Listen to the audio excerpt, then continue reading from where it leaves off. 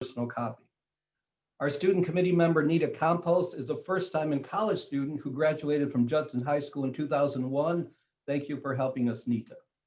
Committee member Di Rios is the community relations coordinator for the Sinking Eco Central. She is a recent participant in the Puro Slam Quarantine Invitational open to the top 16 poets in San Antonio. Di has shared her passion for storytelling and her expertise by leading 4 workshops for our Slam participants.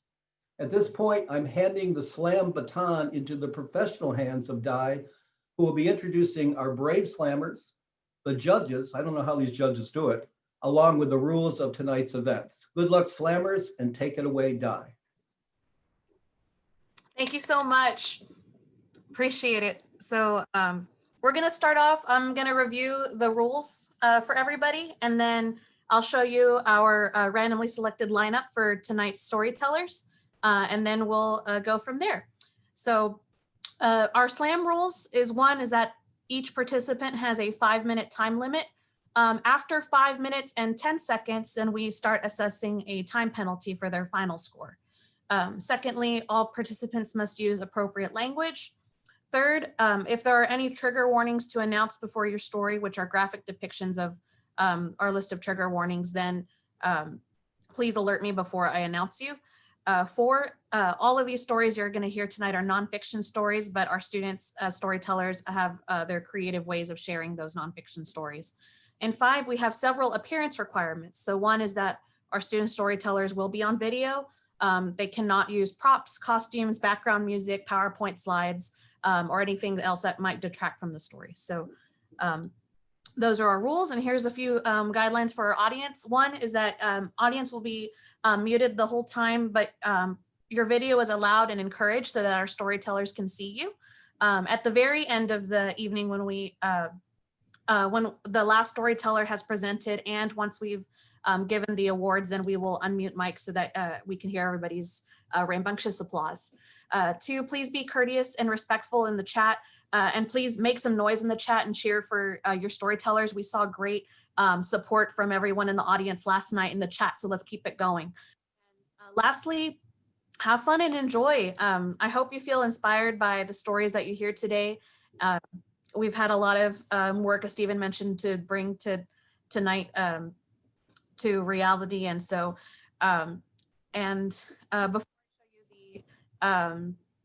before I show you the lineup, I also want to say thank you to our interpreters for the deaf who are here tonight to assist with our, and so I'm gonna, let's see if I can open it. Then here, tonight's list of, oh, this is the wrong slide, my bad. There is tonight's list of competitors. So Sarah Person will be up first, followed by Jessica Hernandez. And then I'm not sure if these students have checked in yet, but the last 3 on the list will be our final 3 student performers. So, but before we get started with our students up to the stage, in Slam tradition, we have what's called a sacrifice. So the sacrifice goes first to break the ice, warm up the room, and give judges a chance to calibrate, make sure that they're judging and scoring things going on in the background are all working. So let me read you the bio of your sacrifice for tonight. Last night we heard from student committee member Nita Campos, who shared a great story with us. And today, your sacrifice storyteller is a poet, piano vocalist, songwriter, and multimedia magician from San Antonio, Texas. She competes in San Antonio's Puro Slam Poetry Slam, and her poetry has been published in numerous anthologies. Currently the community relations coordinator for Eco Centro at San Antonio College, and has served on many committees, including the SAC Library Common Read. So just want to check our timers are ready, our judges are ready. Our editors are ready? Great. Then without further ado, your sacrifice storyteller for tonight is Di Rios with the story Butter on Tortillas. They say that a watched pot never boils, but an unsupervised tortilla can burn in no time at all. From my very minimal experience in the kitchen, I've learned about pacing myself in both cooking and in life. I also recognize how important meals are for bringing family together. Growing up, it was just me, my mom, and my 2 little brothers, us against the world. When I graduated from high school, I lived with my family and attended UTSA my first year. And so did my mom. I worked 2 jobs and I went to school full time. My mom went to school part-time and she also worked 2 jobs. And she was picking up where she left off for school. She had dropped out of college when she was pregnant with me. And my father had left before I was ever even born. So it was just me and her, us against the world. She and I both rode the bus to school together. On a busy day when we hadn't packed our breakfast or lunch, we would stop at Taco Cabana and buy the tortillas. Yes, just the tortillas. And we would use the free butter from the condiments bar. And we had about 10 minutes to sit down and eat, enjoy our short meal together before we went to work and class. And after my first semester, the degree program I was in was being discontinued by the university. So I either had to finish my degree at breakneck speed or continue on in a similar major. And I thought that was a dilemma, but my mom dropped a bigger one on me. She said, why don't you look at other schools and move away and go see the world? And it sounds simple, but I cried a lot about it. I didn't want to leave my family, my church, my jobs. I was helping to support my family and trying my best to save up so that we could buy a car that we could all share. Well, as life would have it, things that I spent a lot of time crying over suddenly didn't matter. No use crying over burnt tortillas. It turns out that members of my church didn't like me being openly gay, and my job was just a work-study job, so I could do it from any school.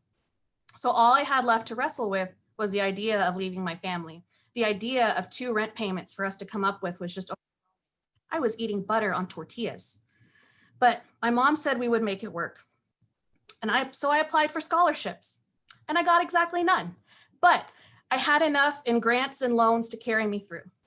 So I started school at Texas State University. My mom took another break from school to work full time, and we just sent money back and forth depending on what bills were coming up. We made it work.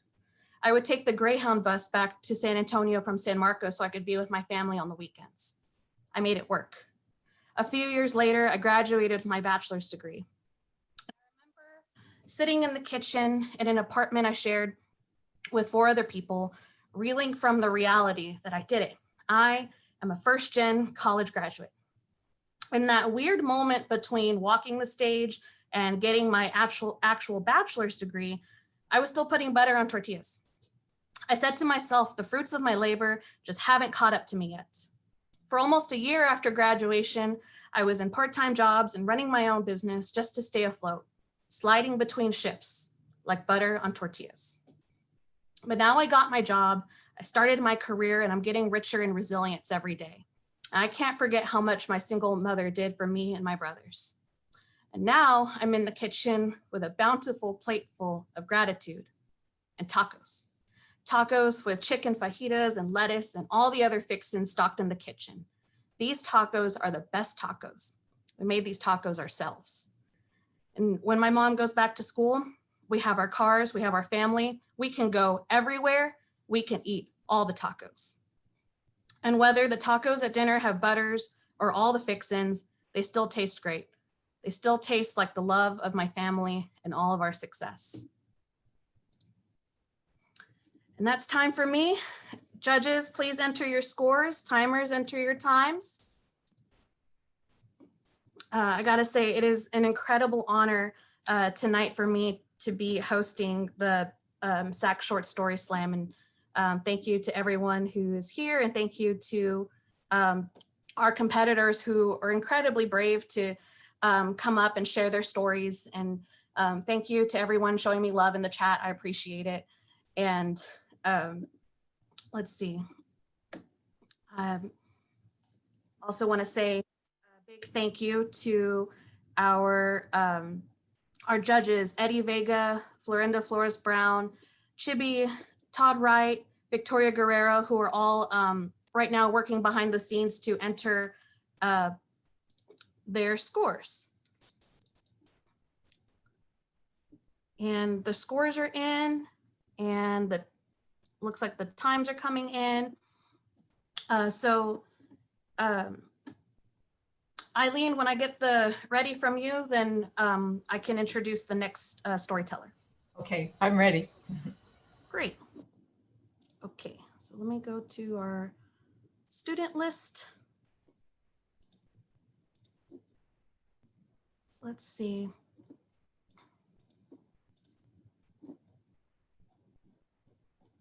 I think I saw this student's title of their story in the chat.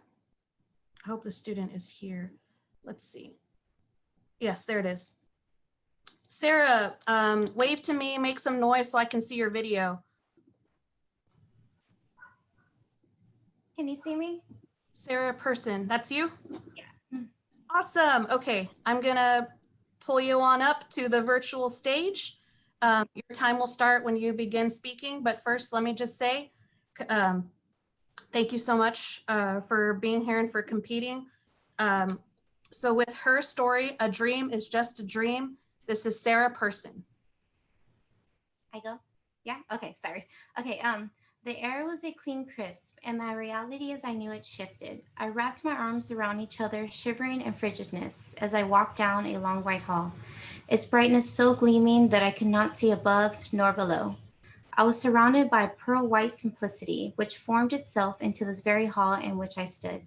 As I continued walking down this composed pathway, I saw a door on my left. Curiosity urged me to open it, and inside I saw children, just around my age. They were all sitting down on the ground with their legs crisscrossed, looking towards their teacher who had no face. I was soon noticed, and the teacher's brown sandals made its way towards me, his robe flowing swiftly against the floor. He looked down on me and asked me to join in with the others. Though the way he was speaking to me was not speaking at all. I found it very peculiar that he did not need to use dialogue to communicate with me. I just knew, and he just knew. I was given a small piece of paper and was asked to write down my faults. I'm only 7. What faults can a 7-year-old possibly have? I thought to myself. Nevertheless, I quickly wrote one down. We all turned in our fault cards. The teacher replied to mine. So you don't mind your parents, huh? Embarrassed, I answered, no, sir. I looked around and felt such comfort and love that I wanted to stay. As all the other students made their way out the exit, I asked the teacher if I could stay. Sadly, he replied with, it's not your time. Well, when is my time then? I answered back. I felt a smile coming from his illuminated presence. I left the room and continued my journey down that hallway. Only this time, I was not alone. Just a few feet ahead of me hovered an entity wearing a long black cloak. He too did not have a face. I pursued forward until I saw a door on my right. Eager to flee from this being, I opened the door and hurried in.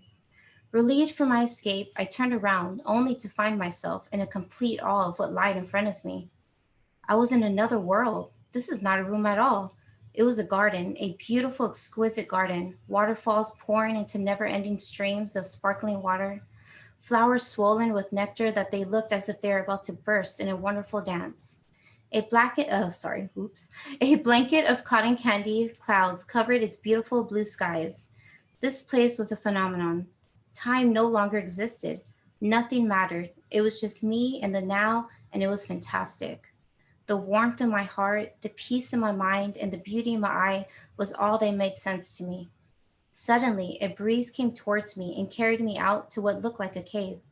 Enjoying this angelic ride, I began to remember that I had a family, a home, friends. I existed before this place. I'm alive. Wanting to get back to my realism, I went through the cave in which I was carried to and found myself once again in that long white hallway. Waiting for me was that black hooded figure that I thought I had escaped earlier. I started to follow him, but not by choice. He had some gravitational pull drawing me near him. The hallway was lowering itself in elevation, and there at the end of the hall stood a white rectangular pillar holding a medium-sized clear cube, which held fire inside. This box intrigued me. I was released from the entity's grip. Alone, I continued towards this cube. I wanted nothing more but to touch it just once. The palm of my hand made its way towards the glass cube, when suddenly all that I had visioned was gone.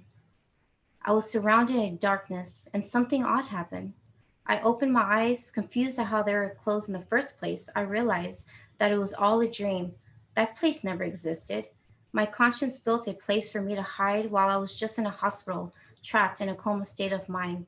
As my family rushed to my side, all I could think about was if a place such as this one that I saw could ever exist. A dream is just a dream, but to me, it was so much more.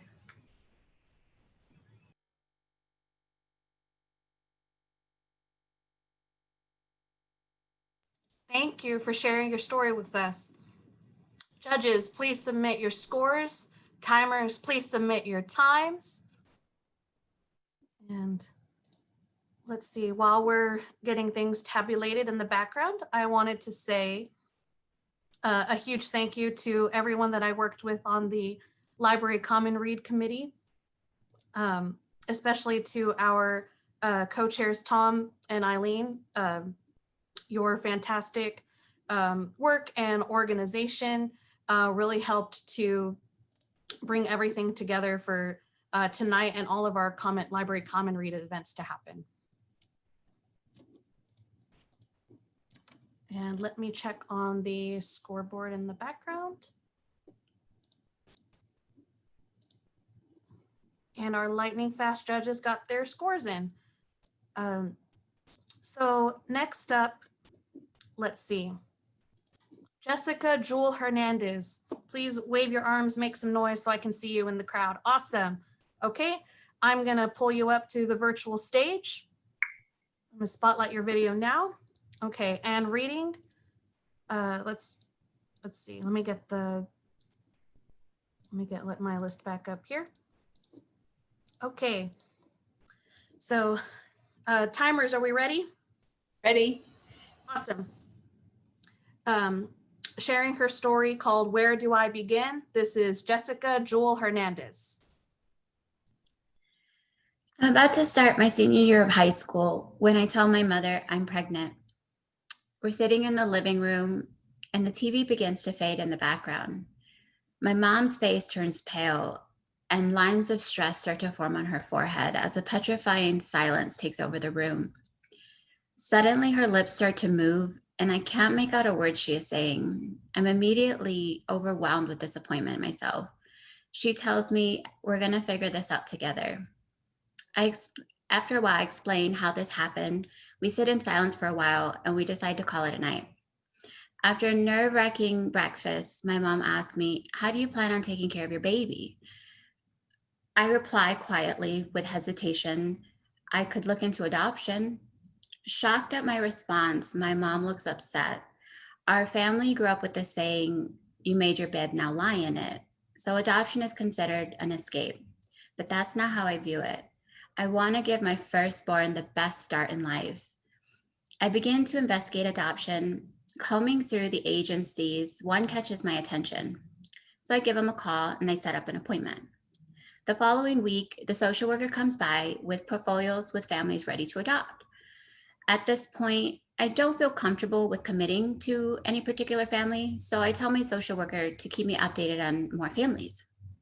I'm now 4 months into my pregnancy and I'm nervous about learning the sex of the baby. I'm scared that if I learn the sex, it'll make it that much harder to choose.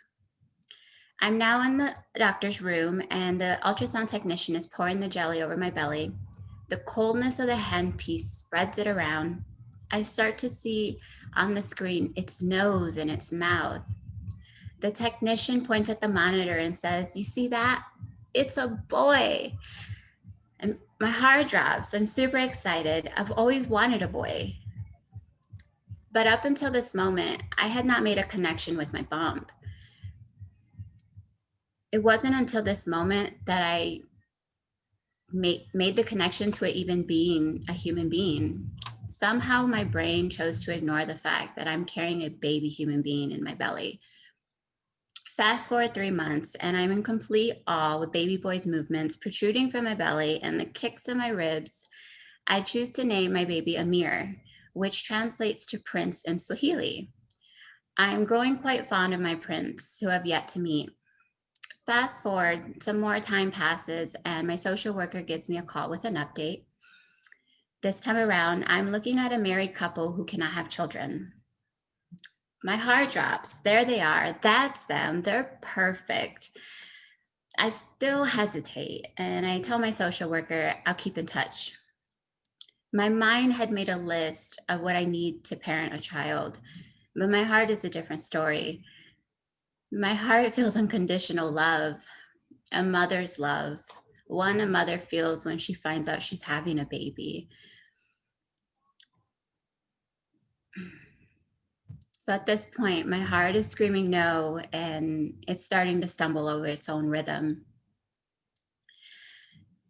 One evening, we're watching TV, and I feel a dull ache in my lower abdomen, followed by a sharp pressure along my pelvis. With the realization, my eyes enlarge, it's time. I'm going to be having a baby. So my mom and I rushed to the ER. I'm freaking out. I'm terrified because I'm going to be pushing a newborn baby out of me.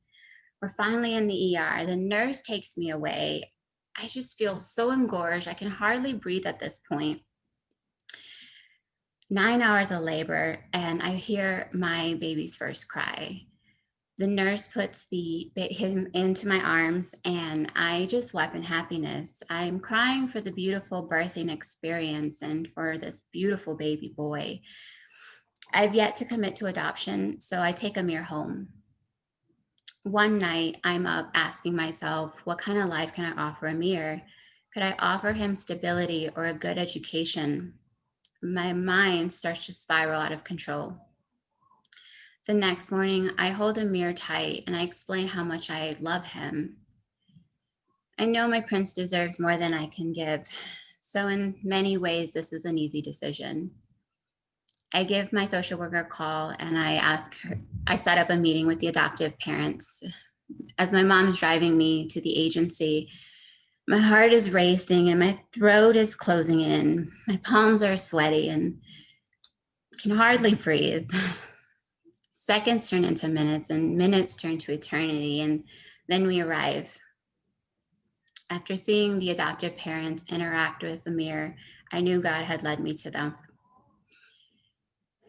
My heart is screaming as I'm placing him into her arms, but they look perfect, like a puzzle piece fit just right. Their family is now complete. Adoption was a way for me to give my baby a life that I had visioned, with stability, possibilities to a better education.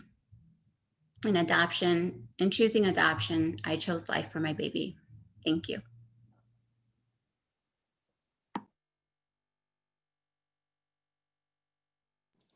Thank you for sharing your story with us. Judges, please submit your scores. Timers, please submit your times. And we are missing a few competitors signed up for tonight, so I'm gonna see if they're here. Doing roll call now. So Jessica Beveridge, are you here? Make some noise in the chat or raise your arms for me.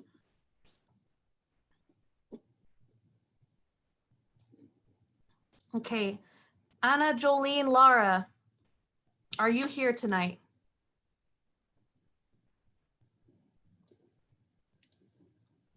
Juan Romero, are you here tonight?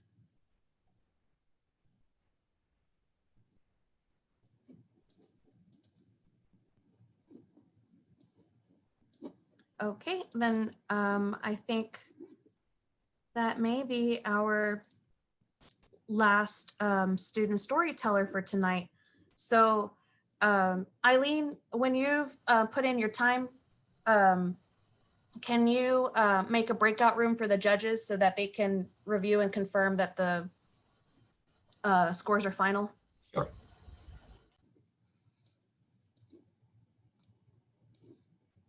Okay. And I want to give a big thank you to you all in the audience for being here tonight, cheering on our competitors, showing them some love in the chat. You know, even with all of the Zoom fatigue that goes on, it means a lot that you came to support our students. Speaking of Zoom fatigue, I have a few Zoom jokes while we're tabulating final scores.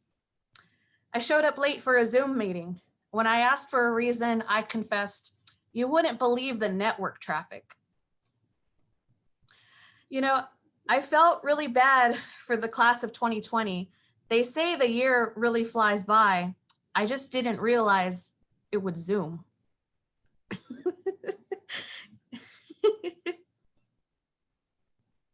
Well, terrible jokes aside, let's see.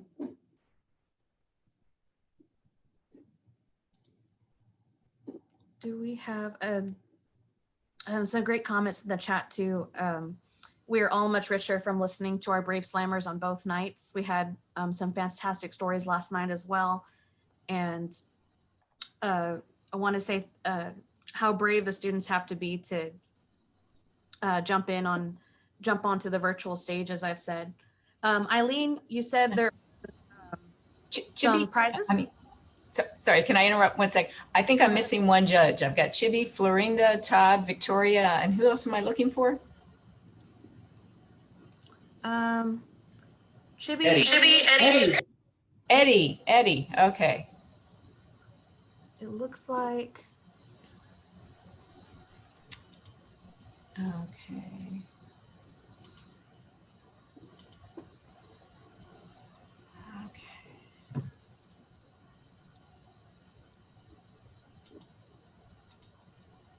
Okay. Oh, shoot.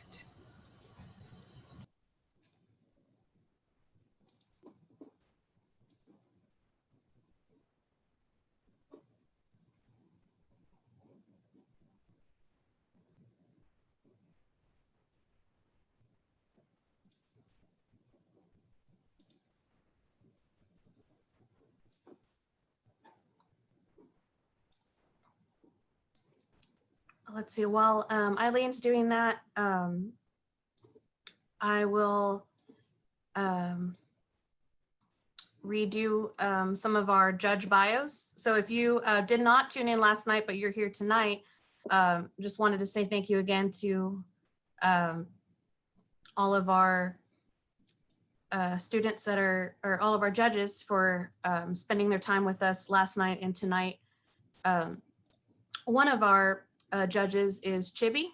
Chibi is a Mexican-born, Texas-raised queer poet and actor. He is the founder of Laredo Border Slam, a founding member of Right About Now, two-time San Antonio Slam champion, winning 3rd place at the 2017 National Poetry Slam Group Piece Competition. He has self-published 2 books. I thought, wow, Someone's a little more well-versed with breakout rooms. They might want to give it a shot. I'm late. Oh, sorry, I'm late. Did I miss the performances? I think so. Yes, but you're just in time for final scores. So we're Final scores. getting our Zoom breakout rooms figured out here. And then we'll have our big drum roll and our big reveal. So let's see. But while we were figuring out the breakout rooms, I was also sharing about some of the bios from our judges who were here last night and tonight. Another one is Eddie Vega. Eddie Vega is a poet, spoken word artist, and educator originally from the Rio Grande Valley of South Texas, currently residing in San Antonio. His poetry has been displayed on everything from via buses to downtown San Antonio buildings. In 2017, he was the runner-up in the Haiku Death Match at the National Poetry Slam. His first full-length collection of poetry, Chicharra Chorus, was published in 2019 by Flower Song Press. He is the co-host of the Words and Shit podcast. Vega writes about food, Tejano culture, social justice, and the intersections thereof. Known as the taco poet of Texas, he can be found at an open mic, slam, or taqueria on any given non-quarantine evening anywhere throughout South Texas. Find Eddie on Twitter and Instagram as Alita Felico. So let me also paste some links in the chat. And let's see. What is our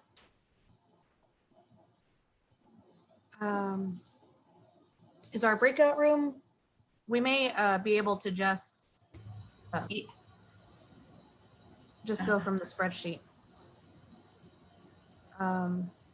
You know, I started one and then I was missing someone. And when I went to add them, I'm not sure what's going on. And it looks like our co-host can't do it. So in the interest of not wasting time.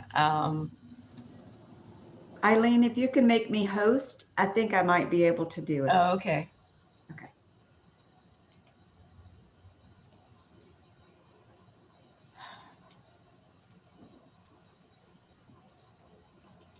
This is tense. I'm so tense. The suspense. We are building the suspense. So let me tell you about another one of our judges while we're waiting. Florinda Flores Brown is a writer and educator from Laredo, Texas, now living in San Antonio. She has a Bachelor of Arts in Theater and Dance from the University of Texas at Austin and a Master of Fine Arts in Creative Writing from Goddard College. She currently works as Gemini Inc.'s Partner Classes Program Director. In addition to writing plays and fiction, Florinda performs live stories at various venues around town and is the co-creator of Stories Run Amok, a San Antonio-based live storytelling group. And again, a huge thank you to Florinda and all of our judges. And Di, before we announce the big winners, I want to invite all of our SLAM participants. Again, thank you so much. We have a t-shirt waiting for you at the library, and you can swing by any Monday, Wednesday, or Friday between noon and 4 to pick up your t-shirt. And of course, if for some reason you don't happen to have a book, you are certainly welcome to pick up a book as well. And I will put in, you just text when you get to the parking lot behind Moody Learning Center, and we'll run that t-shirt down to you. And I'll put the number that you text into the chat box. Okay, great. And then, let's see. So we have, it looks like our judges are now in the breakout room. And everybody's in there. Okay. So I need our judges to confirm who is first and who is.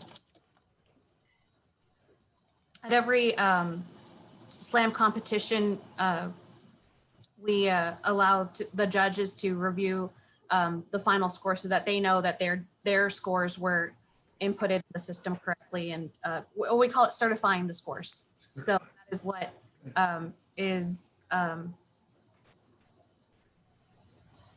right now in the breakout room.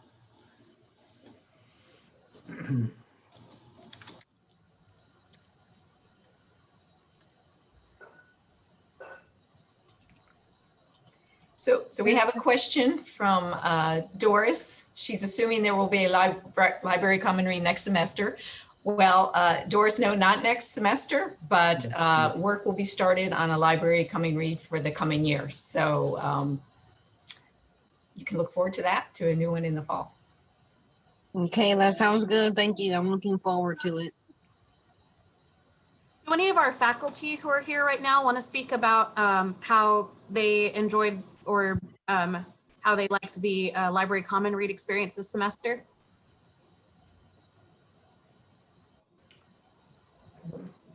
Or any faculty or anyone who was on the committee?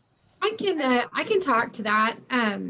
I had the honor and privilege of doing this in all 6 of my classes, and it just from a teaching standpoint, it really gave a lot of substance and content to the class. The students really enjoyed the book. We did 4 reading assignments that went alongside of the discussions. So all the class participated in it. And so we did a discussion, an assignment discussion, and just the feedback that I got from the students on the stories was incredible. It seemed like they all had some, significant takeaway from the book. So, and just the whole experience and them having the opportunity to participate in the slam and to hear their stories from as a spectator. I mean, it's incredible. So I've loved every bit of it.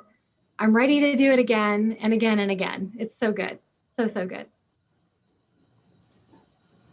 Thank you so much. Di, I'd like to also speak. This is Patricia Portales.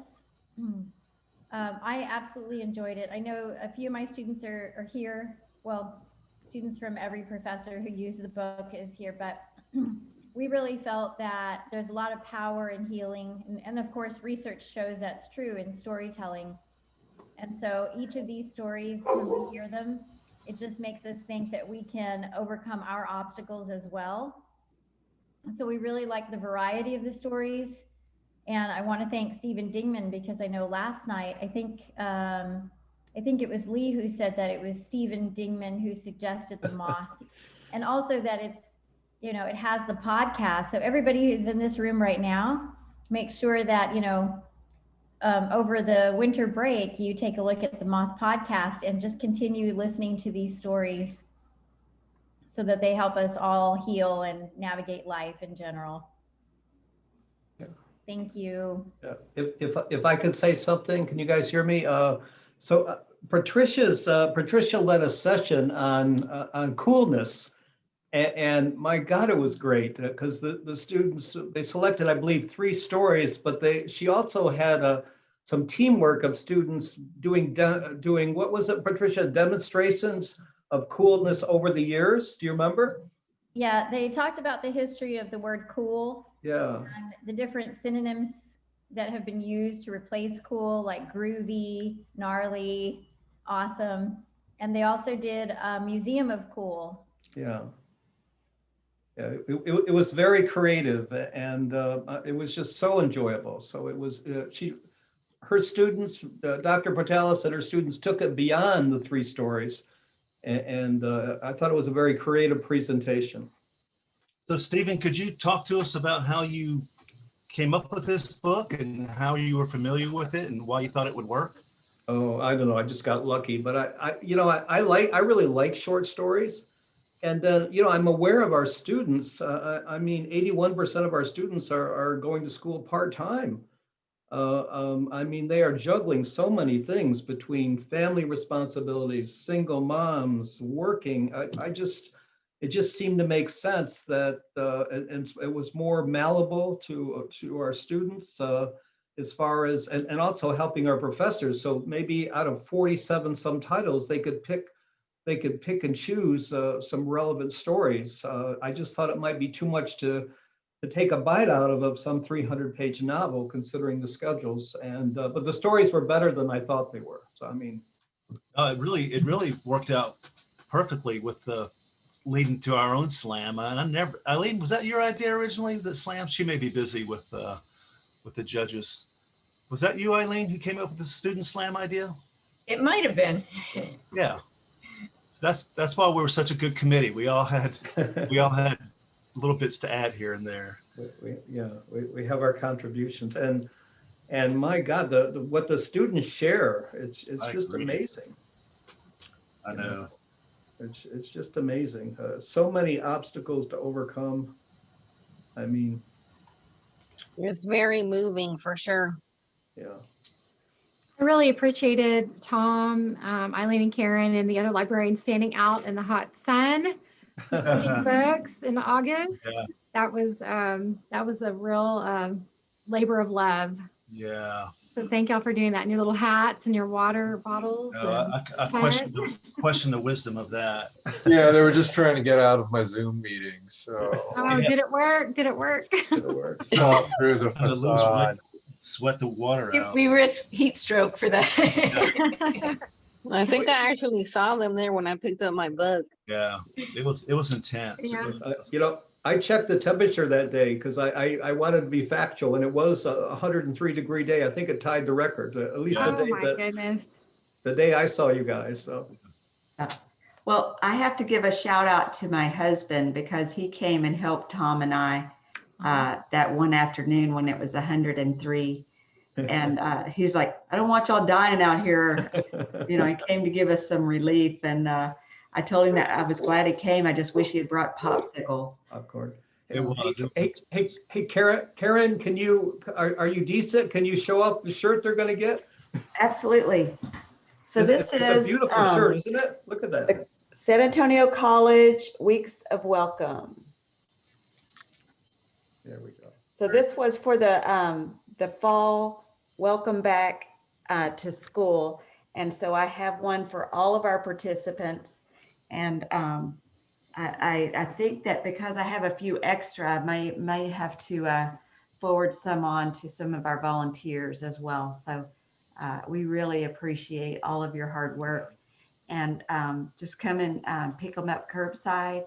And hopefully I'll be able to throw in a few more goodies with it as well. Yeah. And unless we covered it, let's not forget to mention the books that almost didn't arrive. Oh, yeah. No, we almost didn't have books for the Library Common Read. Mm-hmm. Who can, I'd love to hear from students also. So students, what was your experience as being part of this community collective reading circle? Anyone wants to jump in and share? It's been a lot of fun for me. I always wanted to be part of a book club. And Awesome. Jessica writes in chat, she says, thank you for this experience. I've never done a workshop or presented before, but I hope to see more of these. Right. Excellent. Personally, for me, I didn't have it through an English class. As soon as Eileen had posted about it on our emails, I immediately jumped at the chance for it because it's so hard to find a community of people who want to work together and present something like kind of magical. You know, it's amazing to get so many minds together. And I was excited for the experience to help people tell their story in any way I could. So as a student, I was very grateful for the entire opportunity up until this moment right now. And watch out, there will be more, hopefully. And now, if I had a drum, I would start doing a drum roll because I've gotten the word that we are ready. So I'll let Di take it away. Alrighty, and please know that these scores were incredibly close. And again, a big congratulations to all of our students who performed. So in third place, here's your time to drum roll. We have Jessica Jewel Hernandez. Congratulations, third place winner. Fantastic. Ooh. I think we can go ahead and unmute mics now so everybody can hear all the applause. Yay, Jessica! Jessica, congratulations, third place. In second place, drum roll, we have Scott Schreiber, congratulations, second place. Can you say the name again, Can you say Di? the name again? Skylar Schreiber, second. Skylar, okay, right.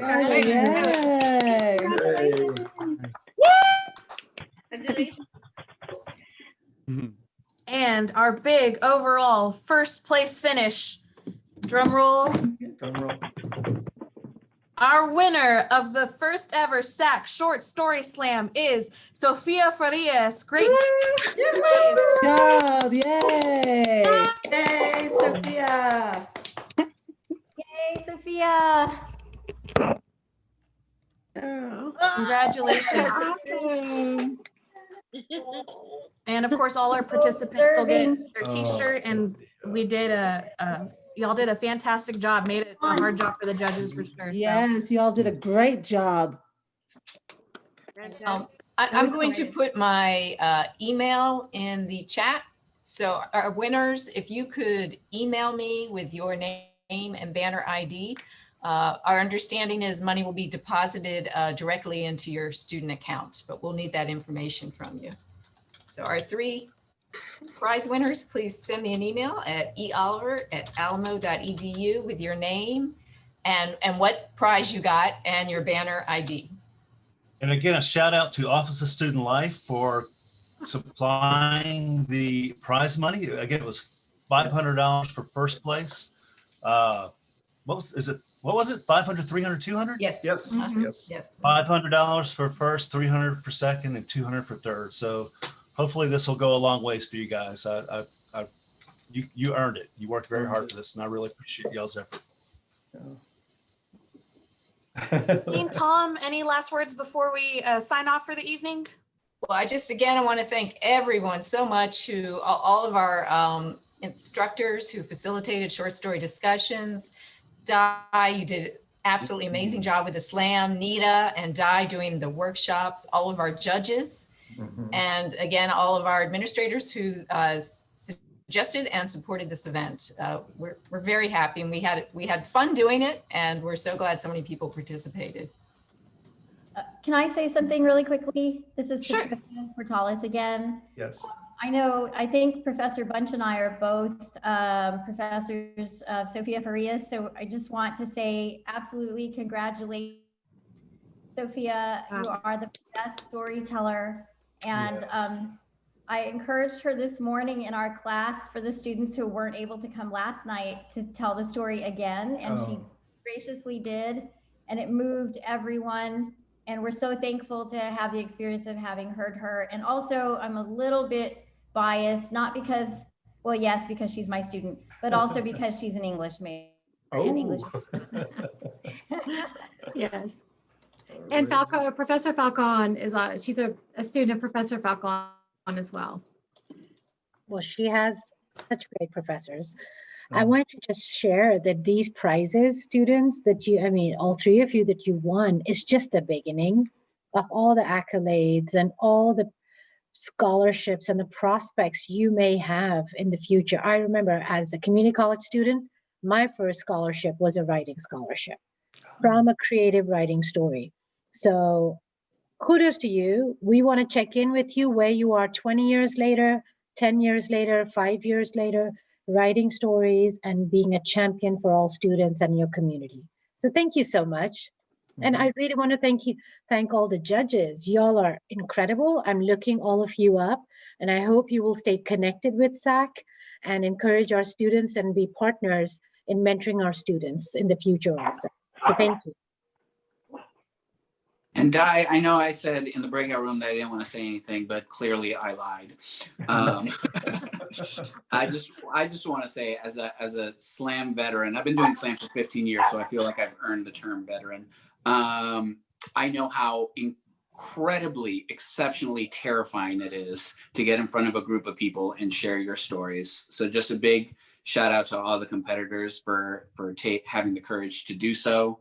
And stay connected, especially with Gemini Inc., because I know if Florinda has it her way, when the world opens up again, there will be a short story slam happening on a regular basis.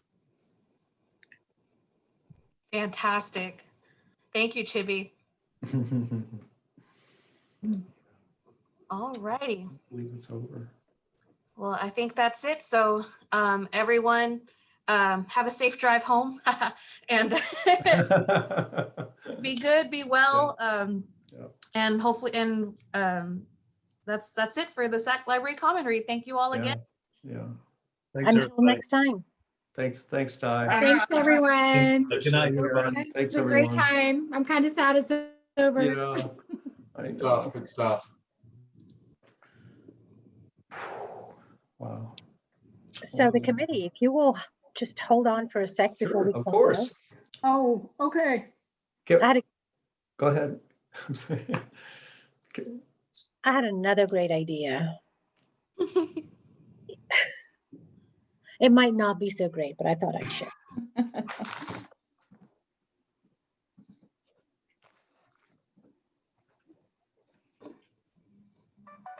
I think it's a closed group now.